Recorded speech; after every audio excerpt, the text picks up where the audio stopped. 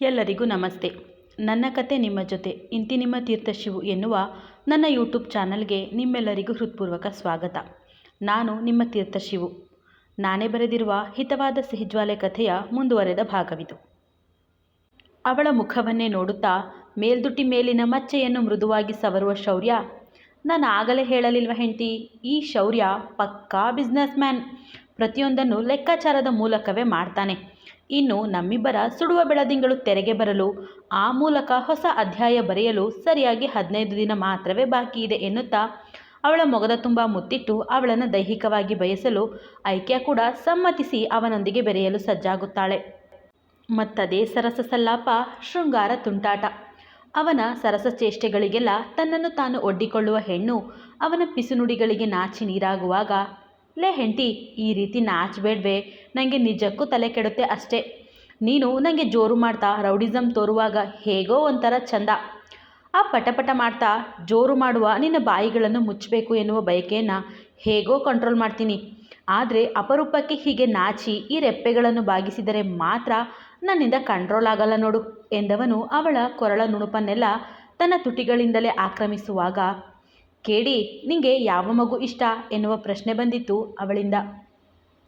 ಒಡನೆಯೇ ಅವಳಿಂದ ದೂರ ಸರಿದ ಶೌರ್ಯ, ಹಾಂ ಎಂದು ಪ್ರಶ್ನಿಸಲು, ಕನ್ನಡದಲ್ಲಿ ಎಳೆದು ಸೈಕೋ, ನಿಂಗೆ ಪಾಪು ಇಷ್ಟನೋ ಅಥವಾ ಹೆಣ್ಣು ಪಾಪು ಇಷ್ಟನೋ? ನಮಗೂ ಆದಷ್ಟು ಬೇಗ ಪಾಪು ಆದರೆ ಎಷ್ಟು ಚಂದ ಅಲ್ವಾ ಎನ್ನುತ್ತಾಳೆ ಐಕ್ಯ. ಆ ಹುಡುಗಿಯ ಕಣ್ಣಲ್ಲಿ ಮಗುವಿನ ಬಗೆಗೆ ಆಸೆಗಳ ಕಣಜವೇ ತುಂಬಿತ್ತು.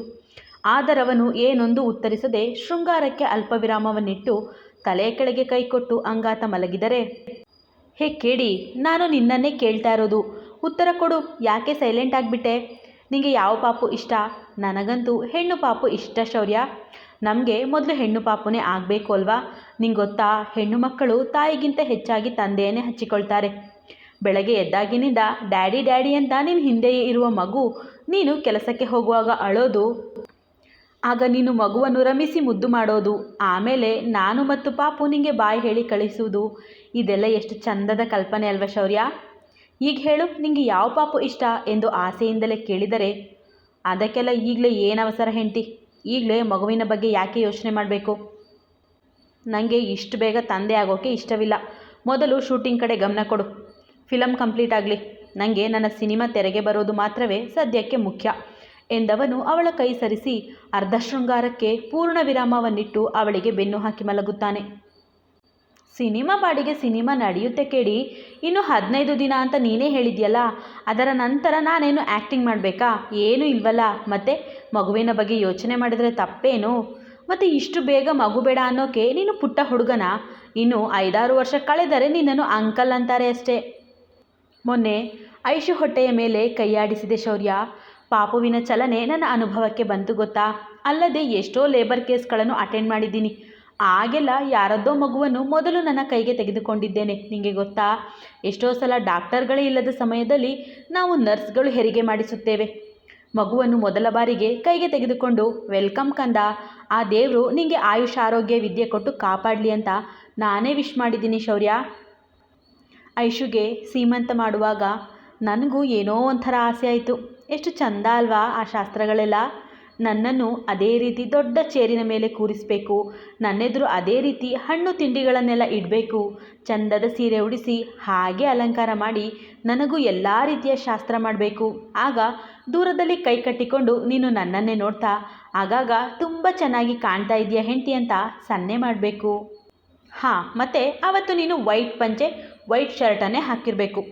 ಎಲ್ಲರಂತೆ ನೀನು ಕೂಡ ನನಗೆ ಶಾಸ್ತ್ರ ಮಾಡಬೇಕು.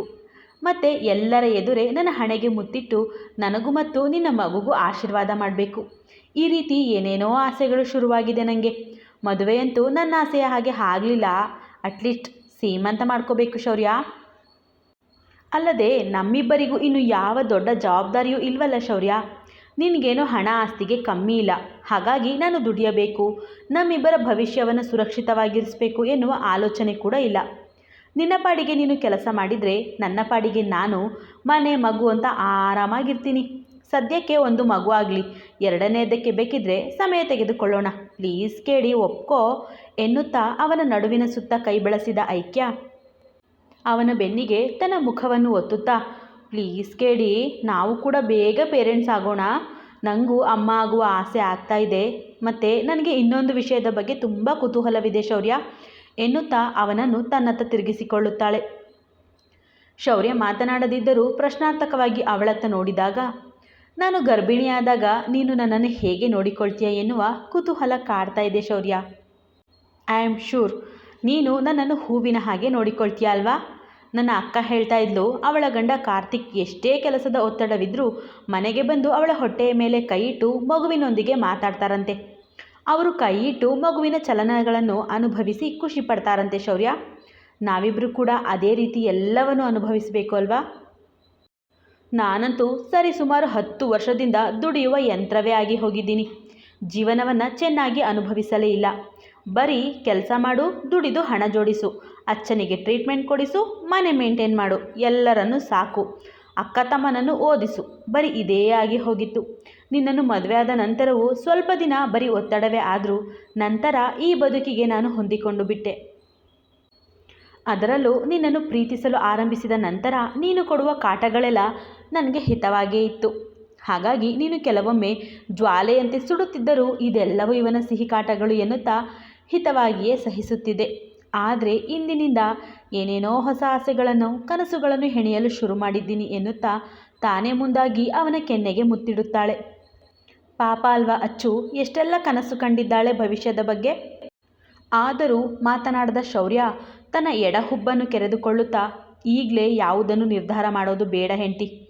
ಸಿನಿಮಾ ಶೂಟಿಂಗ್ ಒಂದು ಮುಗಿದ್ಬಿಡ್ಲಿ ಬಿಡು ಎಂದಾಗ ಮಾತ್ರ ಕೋಪಗೊಂಡ ಐಕ್ಯ ಅವನ ತಲೆ ಕೂದಲನ್ನು ಗುಂಜಾಡಿ, ಹುಟ್ಟು ಸೈಕೋ ನೀನು, ಇಷ್ಟೊತ್ತು ಗಿಣಿಗೆ ಹೇಳುವಂತೆ ಹೇಳಿ ಪುಟ್ಟ ಮಕ್ಕಳಿಗೆ ಪಾಠ ಮಾಡುವಂತೆ ಮಾಡಿದ್ದೀನಿ, ಆದರೂ ನಿನ್ನ ತಲೆಗೆ ಹೋಗಿಲ್ವಾ?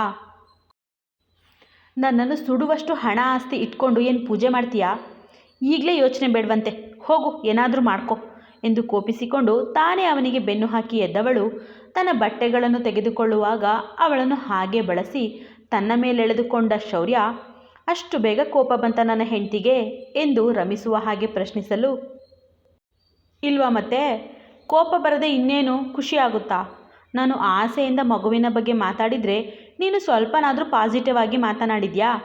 ಶೌರ್ಯ, ಇಷ್ಟು ದೊಡ್ಡ ಮನೆಯಲ್ಲಿ ನಾವಿಬ್ಬರೇ ಇರಬೇಕು. ಇನ್ನು ರಾಣಿ ಅಕ್ಕ ಮತ್ತು ರಂಗಣ್ಣ ಬಂದರೆ ಅವರಿಬ್ಬರು ಸೇರ್ತಾರೆ. ಆದರೂ ಅವರು ಕೂಡ ಆಗಾಗ ಊರಿಗೆ ಹೋಗ್ತಾ ಇರ್ತಾರೆ. ನಮಗೂ ನಮ್ಮ ಕುಟುಂಬ ಅಂತ ಬೇಡವಾ ಎಂದು ಪ್ರಶ್ನಿಸುವ ಹುಡುಗಿಯನ್ನು ಮುದ್ದಾಡಲು ಆರಂಭಿಸುವ ಶೌರ್ಯ, ಮುಂದಿನದು ಮುಂದೆ ನೋಡಿಕೊಳ್ಳೋಣ ಹೆಂಡತಿ. ಈಗ ಚಂದದ ರಸಮಯ ಕ್ಷಣಗಳನ್ನು ಯಾಕೆ ಹಾಳು ಮಾಡಿಕೊಳ್ಬೇಕು ಎಂದರೆ ಅವನಿಗೆ ಸಹಕರಿಸದ ಐಕ್ಯ, ಏನು ಬೇಕಾಗಿಲ್ಲ ಸುಮ್ಮನಿರು. ನಾನು ಹೇಳಿದ್ದಕ್ಕೆ ಮಾತ್ರ ನೀನು ಒಪ್ಪಿಕೊಳ್ಳಲಿಲ್ಲ, ಈಗ ನೀನು ಹೇಳಿದ್ದಕ್ಕೆ ನಾನು ಒಪ್ಪಿಗೆ ಕೊಡ್ತೀನಾ? ಎಂಥದ್ದು ಇಲ್ಲ. ನೀನು ನಿನ್ನ ಜಾಗದಲ್ಲಿ ಮಲಗು, ನಾನು ನನ್ನ ಜಾಗದಲ್ಲಿ, ನನ್ನನ್ನು ಮುಟ್ಬೇಡ ನೀನು ಎಂದು ಜೋರು ಮಾಡುತ್ತಾ ಅವನಿಂದ ಬಿಡಿಸಿಕೊಳ್ಳಲು ನೋಡಿದರೆ ಅಷ್ಟು ಸುಲಭವಾಗಿ ಬಿಡದವನು ಮುದ್ದು ಮುದ್ದಾಗಿ ನಗುತ್ತಾನೆ. ಆಗ ಕೋಪದಲ್ಲೇ ಅವನ ಕೆನ್ನೆಯನ್ನು ಹಿಂಡಿದ ಐಕ್ಯ, ಈ ರೀತಿ ನಗಬೇಡ, ನನಗೆ ಕೋಪ ಬರುತ್ತೆ ಎಂದರೆ, ನಿನಗೆ ನನ್ನ ನಗುವನ್ನು ನೋಡಿದರೆ ಕೋಪ ಬರುತ್ತೆ ಹೆಂಡತಿ, ಆದರೆ ನನಗೆ ನಿನ್ನ ನಗುವನ್ನು ನೋಡಿದರೆ ಈ ರೀತಿ ಮುದ್ದಾಡಬೇಕು ಅನಿಸುತ್ತೆ. ನಾನು ಏನು ಮಾಡಲಿ ಹೇಳು ಎಂದವನಿಗೆ ಶೌರ್ಯ, ನಾವಿಬ್ಬರು ಸಂಸಾರ ಆರಂಭಿಸುವ ಮೊದಲು ಈ ವಿಚಾರ ಮಾತಾಡಿಲ್ಲ, ಜೊತೆಗೆ ಯಾವುದೇ ಮುನ್ನೆಚ್ಚರಿಕೆ ಕ್ರಮ ತೆಗೆದುಕೊಂಡಿಲ್ಲ.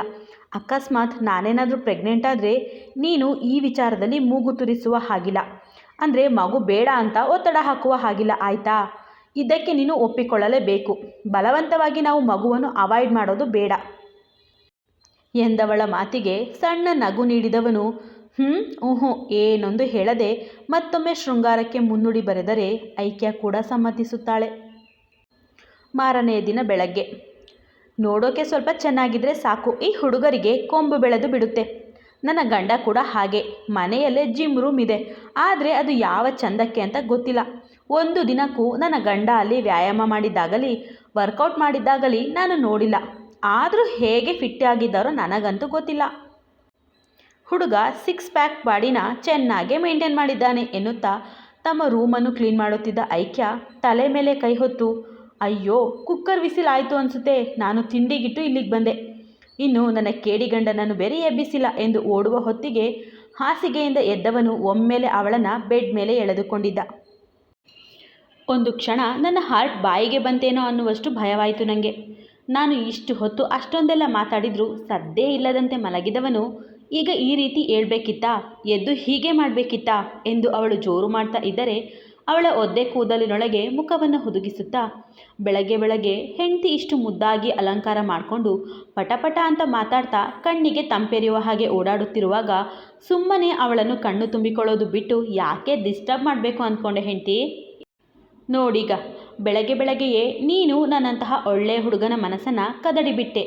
ಇನ್ನೀಗ ನನಗೆ ಕೆಲಸದ ಕಡೆ ಯೋಚನೆಯೇ ಬರಲ್ಲ. ಇವತ್ತು ಇಬ್ಬರು ಮನೆಯಲ್ಲೇ ಇರೋಣ ಎನ್ನುತ್ತಾ ಅವಳ ಮೊಗದ ಬಳಿ ಬಾಗಿದವನ ಬಾಯಿ ಮುಚ್ಚಿದವಳು, ಇಷ್ಟು ಓವರ್ ರೊಮ್ಯಾಂಟಿಕ್ ಆಗುವ ಅಗತ್ಯ ಇಲ್ಲ. ಸೈಕ್ ಶೌರ್ಯವರೇ, ಮೊದಲು ಎದ್ದೇಳು, ಟೈಮ್ ನೋಡಿದ್ಯಾ ಎಷ್ಟಾಯಿತು ಅಂತ. ಇವತ್ತಾದರೂ ರಂಗಣ್ಣನವರನ್ನು ಬರಲು ಹೇಳು ಶೌರ್ಯ. ಇಷ್ಟು ದೊಡ್ಡ ಮನೆಯ ಕೆಲಸವನ್ನೆಲ್ಲ ಮುಗಿಸಿ ನನಗೆ ಶೂಟಿಂಗಿಗೆ ಬರೋಕ್ಕೆ ಕಷ್ಟ ಆಗುತ್ತೆ. ನೀನು ಬೇರೆ ಮನೆಯೊಳಗೆ ಅವರಿಬ್ಬರನ್ನು ಹೊರತುಪಡಿಸಿ ಬೇರೆಯವರನ್ನ ಕೆಲಸಕ್ಕೆ ಸೇರಿಸಲ್ಲ ಅಂತೀಯಾ. ನಾನು ನಮ್ಮಿಬ್ಬರಿಗೂ ತಿಂಡಿ ಮಾಡಿದ್ದೀನಿ, ಹಾಗೆ ಪಾತ್ರೆ ಕೆಲಸಗಳನ್ನೆಲ್ಲ ಮುಗಿಸಿ ಬಟ್ಟೆಗಳನ್ನು ಕೂಡ ವಾಷಿಂಗ್ ಮೆಷಿನ್ಗೆ ಹಾಕಿದ್ದೀನಿ. ನೀನು ಬೇಗ ರೆಡಿಯಾಗಿ ಬಾ, ತಿಂಡಿ ಮುಗಿಸಿ ಇಬ್ಬರು ನಮ್ಮ ಕೆಲಸದ ಕಡೆ ಹೋಗೋಣ ಎಂದು ಓಡಲು ನೋಡಿದರೂ ಅವಳನ್ನು ಬಿಡದವನು, ಇಷ್ಟು ನಾಜೂಕಾಗಿ ತೋಳಿಗೆ ಬಂದಿರುವ ಹೆಂಡತಿಯನ್ನು ಹಾಗೆ ಕಳುಹಿಸಿಬಿಟ್ರೆ ನನಗೆ ಅವಮಾನ ಆಗಲ್ವ ಹೆಂಡತಿ. ನೀನೇ ಹೇಳುತ್ತಿದ್ದಂತೆ ನನಗೂ ಕೂಡ ಸಿಹಿಯಾಗಿ ಹಿತವಾಗಿ ಏನಾದರೂ ಕೊಟ್ಟು ಹೋಗಬಹುದಲ್ಲ ಎಂದು ಕಣ್ಣು ಹೊಡೆದರೆ, ನಗುವ ಐಕ್ಯ, ಆಸೆ ನೋಡು ಹುಡುಗನಿಗೆ. ಇದಕ್ಕೆ ನಾನು ನಿನ್ನನ್ನು ಗಬ್ಬು ಅನ್ನೋದು. ಬೇಗ ಏಳಲ್ಲ, ವ್ಯಾಯಾಮ ಮಾಡಲ್ಲ, ಬ್ರಷ್ ಮಾಡದೆ ಕಾಫಿ ಬೇಕು ಅಂತೀಯ. ಇನ್ನು ಸ್ನಾನ ಮಾಡೋಕ್ಕೂ ಸೋಂಬೇರಿ ನೀನು. ನನಗಂತೂ ನಿನ್ನನ್ನು ಸರಿದಾರಿಗೆ ತರುವಷ್ಟರಲ್ಲಿ ಸಾಕಾಗಿ ಹೋಗುತ್ತೆ. ಈಗಲೂ ಅಷ್ಟೇ ನೋಡು, ಎದ್ದ ಕೂಡಲೇ ರೊಮ್ಯಾಂಟಿಕ್ ಹೀರೋ ಆಗ್ತಾ ಇದೀಯಾ ಎನ್ನುತ್ತಾ ಅವನ ಹಣೆ ಮತ್ತು ಕೆನ್ನೆಗೆ ಮುತ್ತಿಟ್ಟು, ಮುಖ ತೊಳೆದು ಕೆಳಗೆ ಬಾ, ಕಾಫಿ ಕೊಡ್ತೀನಿ.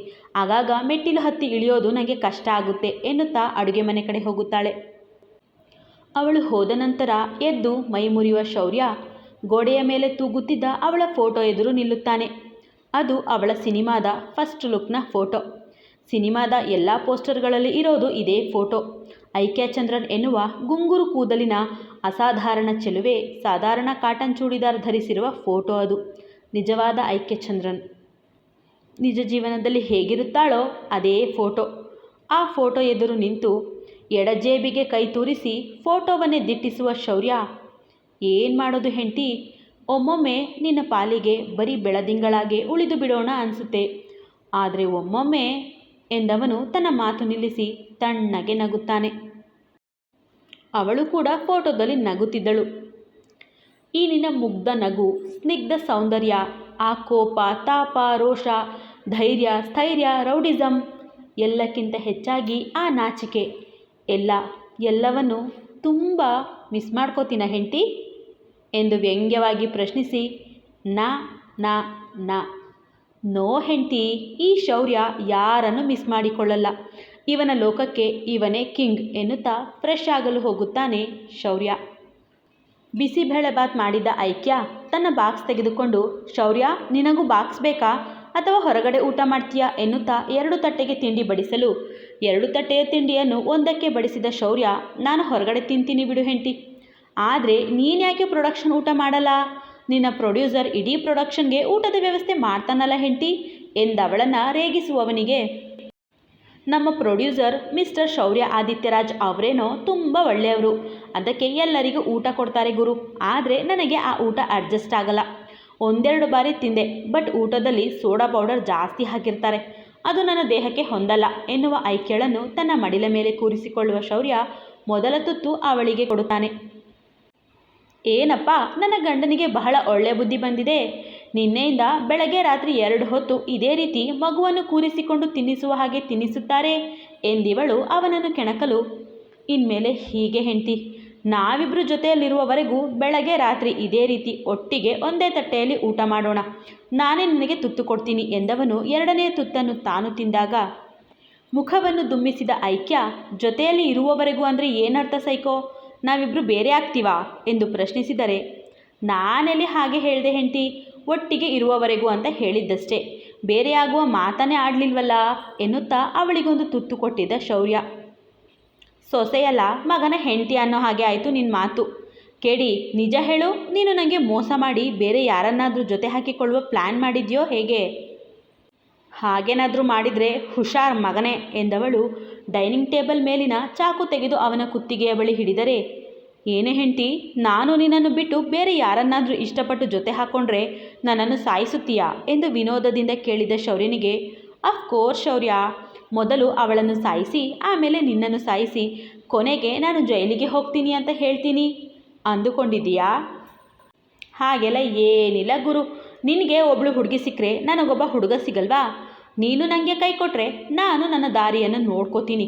ಹೋದವರಿಗೆ ಅಳುವ ಹೆಣ್ಣಲ್ಲ ನಾನು ಎಂದು ತಾನು ಕೂಡ ವಿನೋದದಿಂದ ನುಡಿದು ಚಾಕುವನ್ನು ಪಕ್ಕಕ್ಕಿರಿಸಿದ ಐಕ್ಯ ಬಾಯಿ ತೆರೆದರೆ ಅವಳಿಗೆ ತುತ್ತು ಕೊಡದ ಶೌರ್ಯನ ಮುಖ ಮತ್ತು ಕಿವಿಗಳು ಅದಾಗಲೇ ಕೆಂಪಾಗಿ ಹೋಗಿತ್ತು.